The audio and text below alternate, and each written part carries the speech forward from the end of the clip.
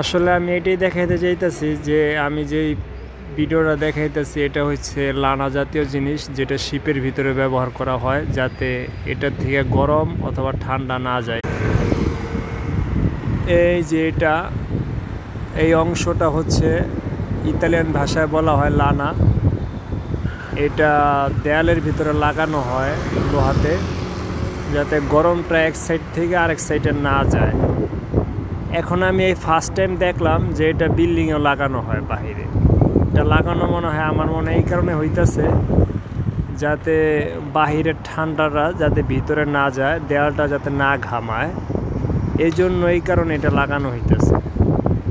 এটা আমরা শিপে কাজ করে থাকি। হ্যাঁ, এটার ধারা যাতে গরম এক পাশ থেকে আরেক পাশে না যায় এবং ঠান্ডা না যায়, এই জন্য লাগানো। ঠিক আছে, ভালো থাকবো সবাই।